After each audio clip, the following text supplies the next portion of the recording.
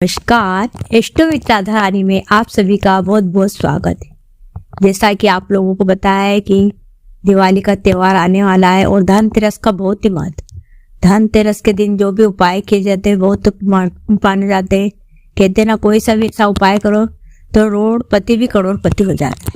तो धन सप्ताह के लिए आज धनतेरस पर कौन कौन सी चीज लाएं इसके बारे में भी बताएंगे कि धनतेरस भारत में मनाया जाने वाला एक महत्वपूर्ण शुभ त्यौहार है। इसमें कई नई वस्तुओं को खरीदने से उद्यम शुरू करने के लिए आर्थिक महत्वपूर्ण माना जाता है। यह दिन भगवान कुबेर और देवी लक्ष्मी की पूजा से जुड़ा है, जो धन और समृद्धि के देवता है। ऐसा माना जाता है कि धनतेरस पर कुछ चीजें खरीदने से सौभाग्य और धन की प्राप्ति भी होती है। आपको बता दें कि कौन कौन सी वो चीजें हैं, जैसे सोना है, चांदी है। धनतेरस पर सोना और चांदी खरीदना सबसे शुभ माना जाता है। ऐसा माना जाता है कि इस दिन सोना और चांदी खरीदने घर में सौभाग्य, धन की वृद्धि और समृद्धि आती है। बर्तन, धनतेरस पर नए बर्तन खरीदना शुभ माना जाता है। ऐसा माना जाता है कि बर्तन खरीदने से घर में सौभाग्य और समृद्धि आती है। रत्न, कीमती रत्न जैसे पन्ना है, हीरा है, माणिक्य धनतेरस पर खरीदना शुभ माना जाता है।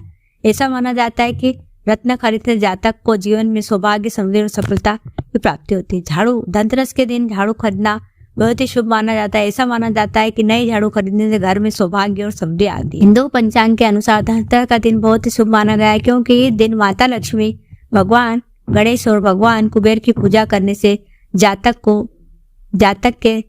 को धन और समृद्धि प्राप्ति होती है। यह कार्तिक महीने के 13 दिन पड़ता है और 5 दिवसीय दिवाली उत्सव की शुरुआत का प्रतीक माना जाता है।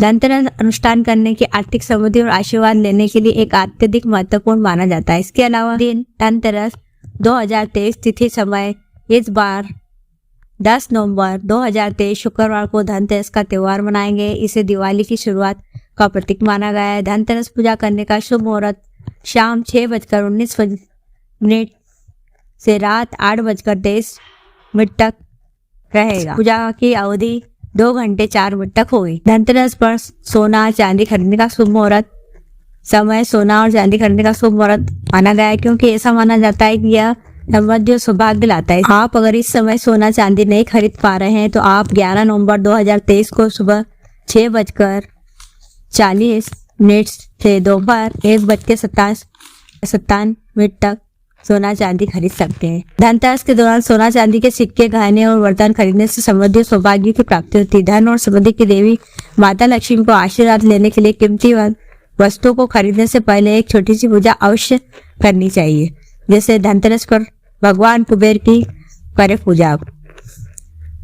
दिवाली के त्यौहार की शुरुआत इससे ही मानी जाती है, प्रतीक माना जाता है। साथ ही धन की इस दिन कुबेर की पूजा की जाती है। कुबेर की पूजा की विधि इस प्रकार है कि किसी भी पूजा शुरू करने से पहले अपने घर की अच्छी तरह से साफ सफाई कर लेने से ऐसा माना जाता है कि इस दिन धन की देवी का लक्ष्मी साफ सुथरे घरों में ही प्रवेश करती है। इसलिए धन की देवी को भगवान कुबेर को आमंत्रित करने के लिए अपने घर की साफ सफाई करें, फिर रंगोली और फूलों से सजाएं। इसके बाद एक पूजा की थाली लें और उसमें कुछ चावल के दाने, रोली, फूल और एक दिया भी अवश्य और सिक्का भी रखें।